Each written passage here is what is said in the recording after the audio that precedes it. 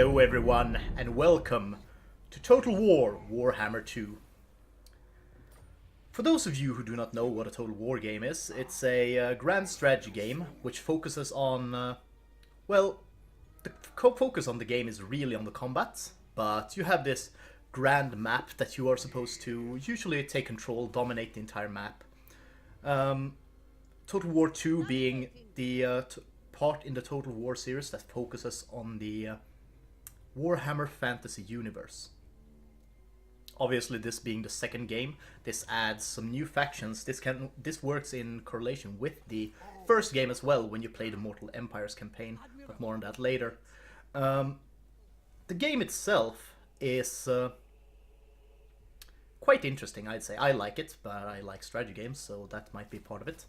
The focus of the game obviously is fighting these very strategic kind of RTS battles, a lot more real than say StarCraft or anything like that, where you command these squadrons of units, things like this. There's a lot of focus on the flanking, armored units, things like this, different kind of damage that damage other kinds of units. But the second part about the game that is really interesting is the campaign that we're playing right here. This is called the Vortex campaign. There is two campaigns, the Mortal Empires one and the Vortex. Within the Vortex, you play, depending on the faction you play, you have one goal. Here I am playing the Vampire Coast. These are like undead pirates, basically. Their focus is to gain control of the three hymns or songs of the sea, and use them to enchant the weapon and kill the massive sea beast that lives within the ocean. Obviously, depending on the faction, you have different kind of objectives, and you also have different kinds of units and ways to play. With the Vampire Coasts, it's usually a lot of focus on your ranged units, because you have a lot of like muskets, guns, pistols, things like this, and you also have these sort of abominations, animated boats fused together with flesh that walk around, very strange things. I like this game more than the other Total War games because it's fantasy. Like there is magic in this game. There hasn't been magic in any other Total War game, to my knowledge, and I like that. I kind of like it. It makes it more silly, but more fun as well. But the Total War games obviously kind of remind you of Civilization. Civilization Light, I'd say, when you look at this overmap. The overmap obviously focusing on building up your cities, leveling up your lords being the ones that lead the army, and things like this. We're gonna be having a look at these research trees.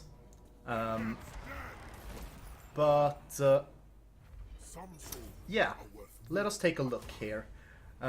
This first part, so these are the rights. Every faction has some rights that they can use. The different rights are, it basically gives you buffs for a couple of turns, gives you different perks to your faction. Here we see the Lord leveling screen. Every Lord has a talent tree. Now there are different lords, depending. You can have your regular lords or you can have your legendary lords. You usually start with one legendary lord, that one being the leader of your faction. And your legendary lords are obviously very strong. They're usually a lot stronger than the other lords. But they are legendary. They're supposed to be stronger. This one being my captain. And him riding, as I said before, a boat and flesh fused animation of things. I'm not sure how to describe them. You'll have to see when we get into some combat. But this is his leveling tree. You can obviously focus on different things, like strategic buffs or buffing himself. He's kind of a caster, so I buffed his magic a lot. But yeah, that is basically the leveling system. And here we have the research of the game. Now, this is for the Vampire Coast, the research is a bit different, but usually there is a tech tree to this. So you have to tech down a certain tree. Oh yes, I want to upgrade my ranged units. You focus on that tech tree.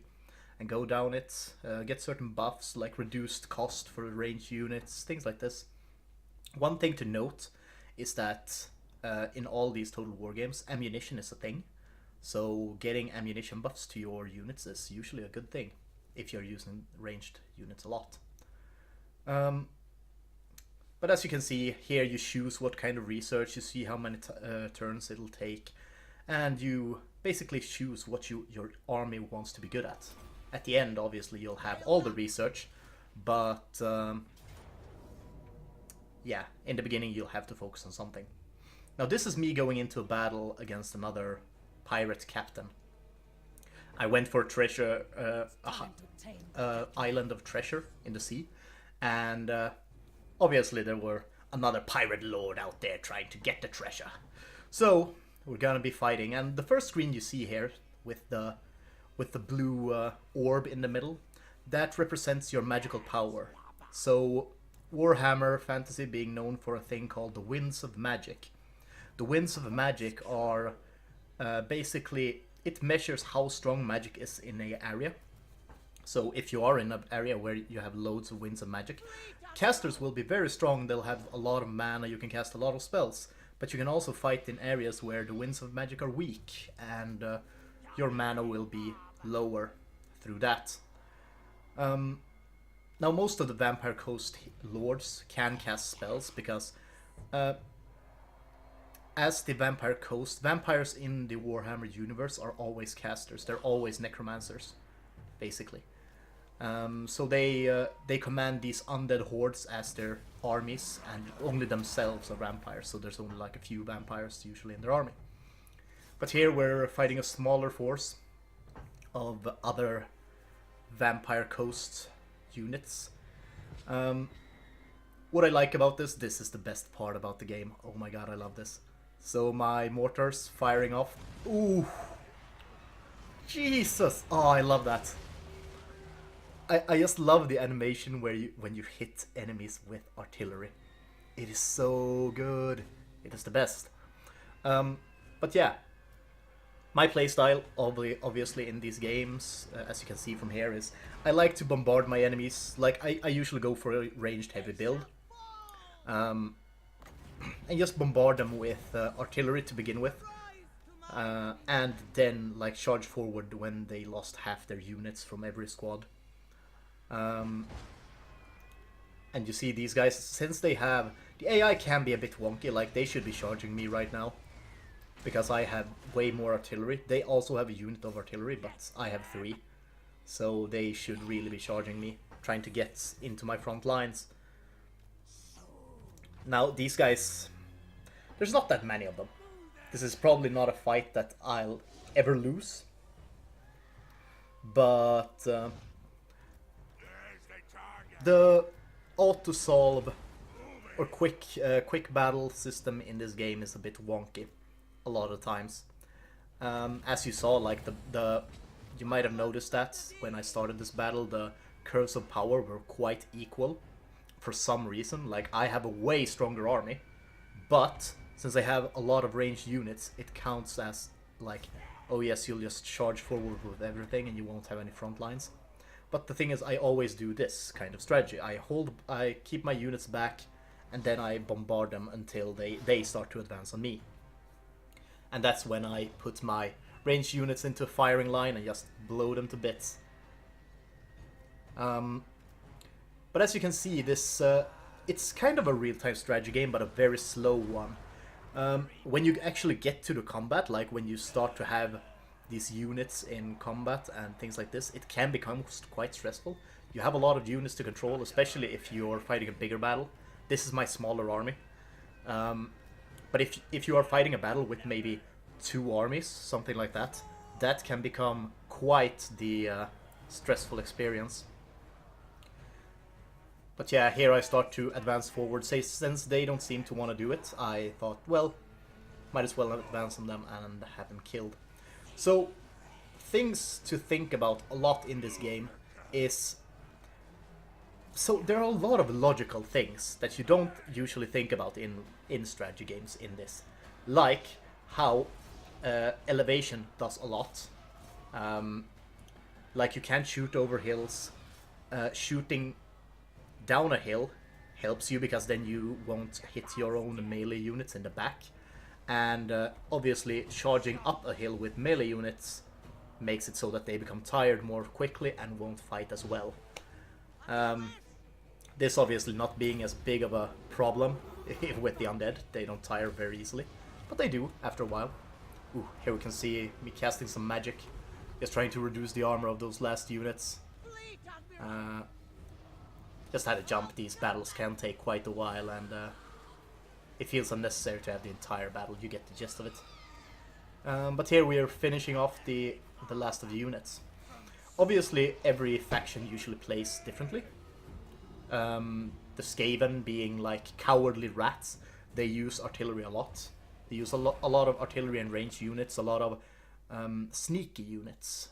There's a thing called Stalk, where enemies that have the Stalk ability are usually hard to detect.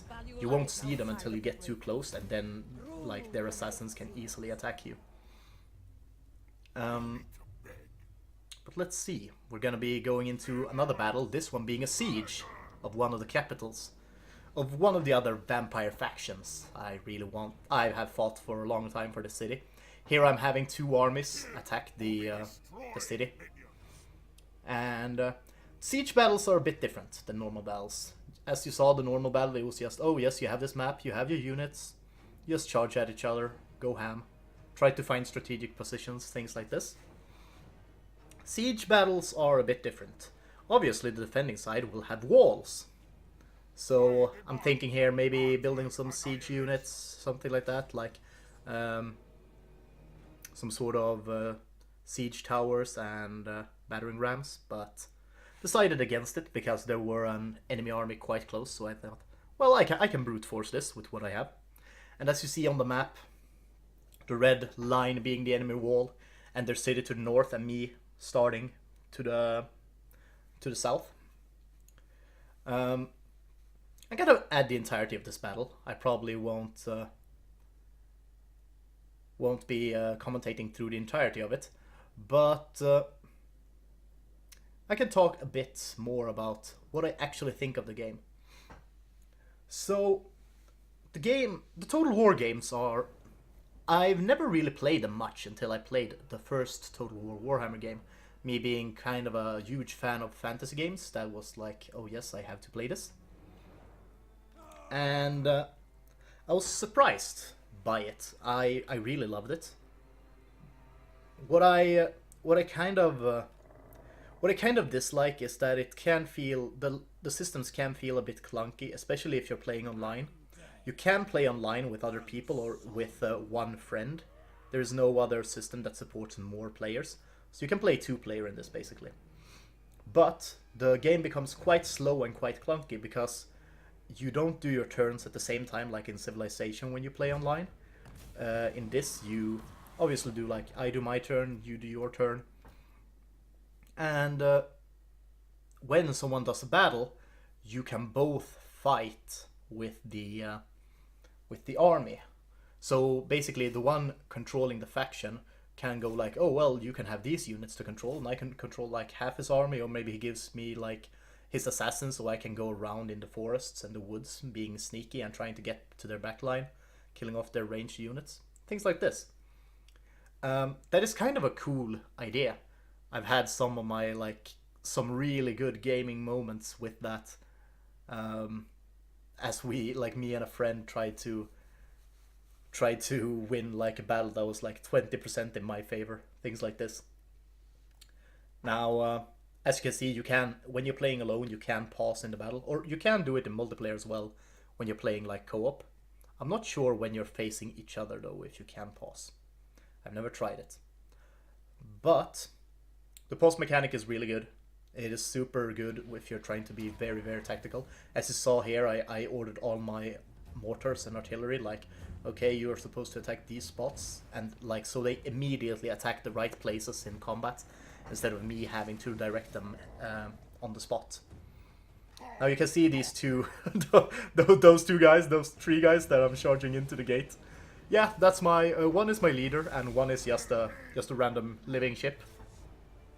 And here I'm trying to use some of my abilities. Won't work on walls. A lot of things don't work on walls, considering magic and things like that.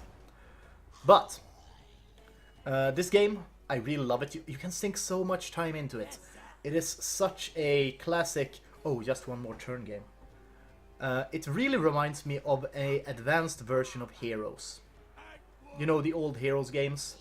I was a real sucker for Heroes 4. I know that's like one of the hated games in the genre, but I really liked Heroes 4.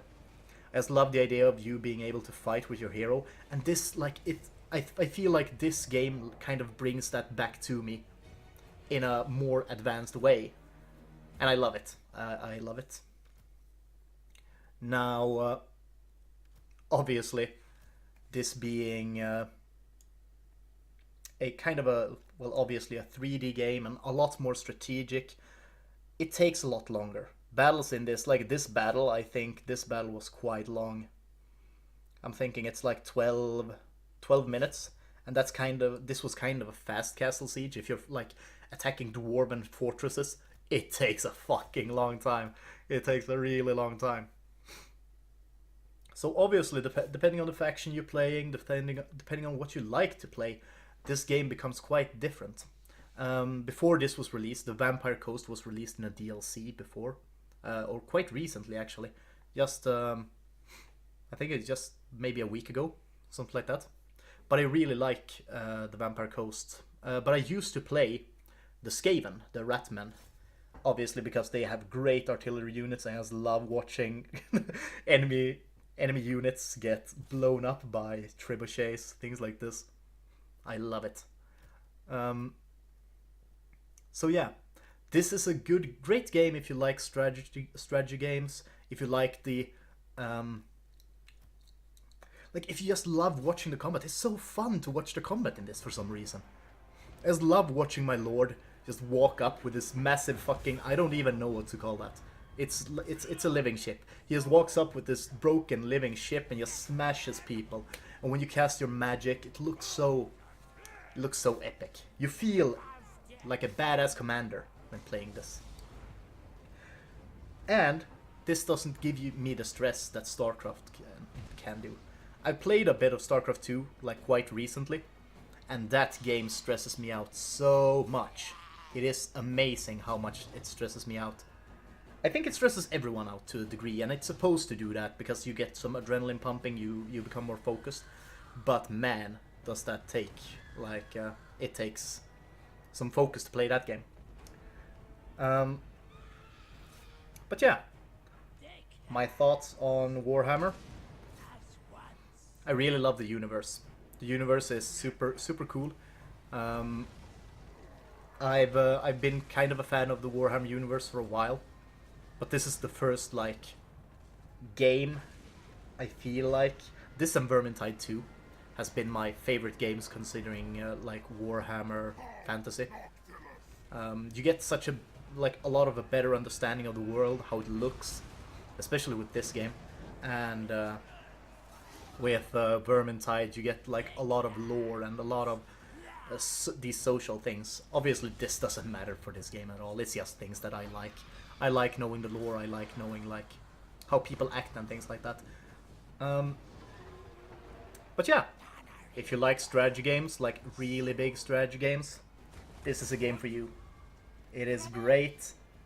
The animations are great. Just watching the combat happen is fucking amazing. And if you like playing vampires, racing undead zombies, having them as hordes of your armies, this is the game for you. If you love playing rat people that are so cowardly that they kill 3 units and then realize, oh shit, there's too many of them, and run away, and then you have artilleries bombard them as they follow your rats, this is the game for you. If you like playing high elves that just are arrogant douchebags that can do super powerful magic, this is also the game for you. You can play so much, and if you combine this with Total War 1, the first, you can play the Mortal Empires campaign with all the factions from both the games. It is amazing. It is like, that is something that takes time though. Like, I could probably sink 100 hours into a Mortal Empires campaign and maybe not even be done. The Mortal Empires campaign doesn't have any objectives in the same way that the Vortex campaign does, but the map becomes maybe like, I think it's 1/4 or even a bit more than that bigger. So you get the entire Warhammer world map. It is amazing. Like, that is the biggest strategy game I've ever played, I think. And I love it. I love it. Obviously, you need to dedicate time to finish a campaign in this. It's kind of like in Civilization when you're playing, like, when you're not playing online, when you're playing on standard speed. It requires some time to dedicate into this, but it is great when you do, and this is a great game to play at. Just co-op, chill play with a friend. It's great. It's the only thing I got to say. But that has been me. I am Udalad. I love this game. It is great. I've said great way too many times now, but please go down, subscribe, like, give me a comment on what you think about Total War Warhammer 2. What do you think is good about it? Do you not like it? Why do you not like it if you don't? And I will see you next time.